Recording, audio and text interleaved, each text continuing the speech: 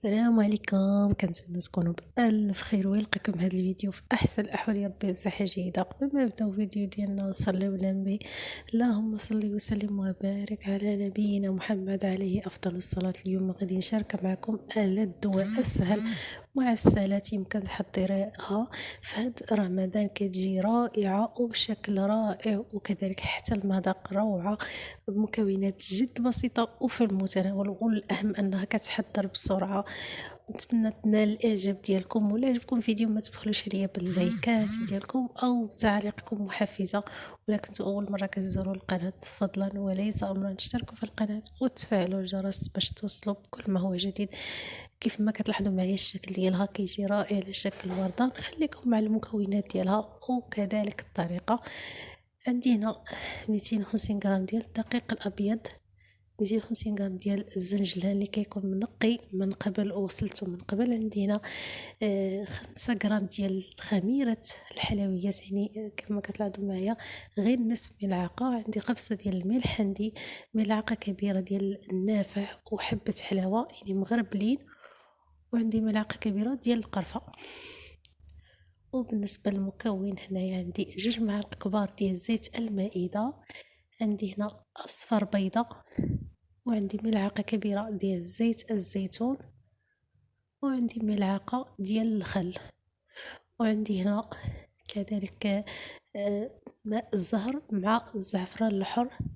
وغادي نجمع هذا العجين ديالنا بكأس ديال الماء اللي يكون عادي من الصنبور. بسم الله على بركة الله. بالنسبة للطريقة فأنا خديت 250 غرام ديال الدقيق الأبيض الخاص بالحلويات، يعني من النوعية الجيدة. فإلا بغيتو يعني كمية كبيرة من هاد المعسلات غادي تضاعفوا هاد المكونات اللي غادي نخليهم لكم في صندوق الوصف. وهنا عندي الزنجلان، يعني الكمية اللي عبرت بها يعني زلافة كبيرة ديال الزنجلان هي اللي عبرت بها. كذلك الدقيق، يعني هنا عندي 250 غرام 250 غرام ديال الزنجلان وديال الدقيق. فهنا من بعد ما خلطت الدقيق مع الزنجلان غادي نضيف ملعقه كبيره ديال القرفه وملعقه كبيره ديال النافع وحبه حلاوه، يعني ضروري كنطحنهم مزيان وكنغربلهم. وهنا عندي قبصه ديال الملح، يعني كنوضع جميع النواشف من بعد كنضيف السوائل. وهنا كنخلط هاد المكونات. هاد المعسله كتجي رائعه ولذيذه وكتحضر بسرعه، والاهم انها يعني ما كتاخذش واحد الوقت او مجهود. وهنا غنضيف ملعقه ديال زيت الزيتون، وغادي نضيف 2 معالق من زيت المائده، تقدروا تعوضوهم بملعقه كبيره ديال الزبده. وهنا غادي نوضع ملعقه كبيره ديال الخل وباصفر بيضه، يعني ماشي بيضه كامله غير اصفر بيضه. وكنجمعوا هاد المكونات.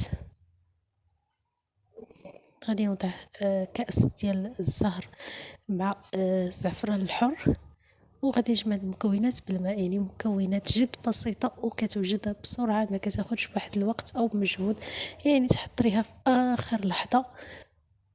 كيف ما لاحظتوا معايا المكونات ديالها راه ساهلين.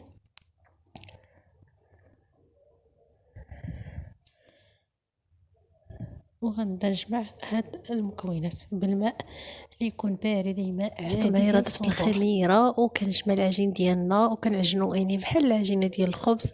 وكنخلي العجين ديالنا يعني كتكون خفيفه مطلوقه. كيف ما كتعرفوا الزنجلان كيشرب السوائل. نغطي العجين يعني من بعد ما عجنته مزيان كنخليه في يعني كنغطيه بلاستيك غذائي وكنخليه لمده 3 ساعات. من بعد كنقطعو الى قطع صغيره اي دوائر صغيره كيف ما غتلاحظوا معايا. فاستعنت بهاد القطاعه، يعني تستعنوا غير بالكاس كتحضروهم كيجيو روعه حتى بالكاس. وهنا غادي نقطعها قطع يعني دائريه باش كتسهل عليا طريقه ديال التحضير ديال هاد العجين. من بعد ما كنسرح العجين ديالنا بالدلاك ما كنحتاجوش الوراقه. غادي ناخذ هذا الاطار، يعني راه الثمن ديالو راه رخيص فقط 5 دراهم. تقدروا تحضروه كذلك بالكاس وكنحضر هاد الشكل الوريضات كيف ما كتلاحظوا معايا كيجي الشكل ديالهم رائع.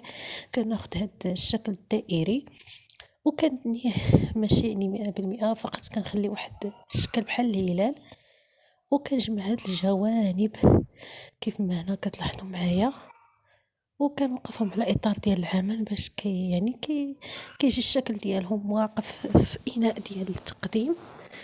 راه ساهلين وكيتحضروا بسرعه، الطريقه راه واضحه في الفيديو مبسطه، ونتمنى ينالوا الاعجاب ديالكم وتحضروهم. راه ساهلين، مكونات بسيطه، ولا بغيتو يعني كميه كبيره راه ضعفوا المكونات. يعني راه ساهلين. كنجمع يعني هاد الشكل اللي كيكون هكا دائري، وكنتنيهم على هاد الشكل، يعني ما كنتنيهمش 100%، غير على الشكل كنخلي واحد الشكل بحال شكل هلال، وكنجمع هاد الجوانب وكنوقفهم يعني في اطار ديال العمل باش هكا من نقدموهم يبقاو لينا واقفين. راه كيجيو ساهلين وكيجيو مقرمشين ولذاذ وساهلين في التحضير، وما كياخدوش واحد الوقت ومجهود. يعني راه ساعتين حتى 3 ساعات راه كافيين باش تحضروهم، خصوصا الا حضرتو كميه قليله. فانا بالنسبه لي حضرت كميه يعني لا باس بها، فعطيتني يعني 250 غرام ديال الزنجر و250 غرام ديال الدقيق، تعطني يعني كيلو ديال هاد المعسلات. من بعد ما كنساليني الكميه هذه، الكميه اللي حضرت، كنسخن الزيت اللي كتكون يعني على نار مهيله، كنوضعهم يعني كنوضعهم على الوجه ديالهم باش هكا ما كيتحلوش ليا. يعني راه كنخليهم من قبل ينشفوا كذلك، حتى كنجمع مزيان هذوك الجوانب. من بعد ما كيتقلاو ليا يعني كيصبحوا محمرين، كيبداو يطلعوا لنا الفوق في الزيت، يعني راه كنعرفوهم بانهم طابوا. هذا هو الشكل ديالهم. سمحوا لي على الاضاءه، يعني كتسحبني واش خدامه، يعني الاضاءه ساعه هي راه مطفيه وانايا راه وضعتهم في العسل. هذا هو الشكل ديالهم، كيجيو رائعين رائعين. هنا وضعتهم في باش يعني كيتقطروا لنا من العسل. هذا هو الشكل ديالهم، كيجيو رائعين ولذاذ. نتمنى ينالوا الاعجاب ديالكم وتجربوهم، ساهلين ومكونات في المتناول. هذا هو الشكل ديالهم. يعني تقدروا يعني توضعوا اللوز، يعني راه سبق حضرته معكم من قبل. يعني راه كاين فيديو في القناه غادي نخليه لكم.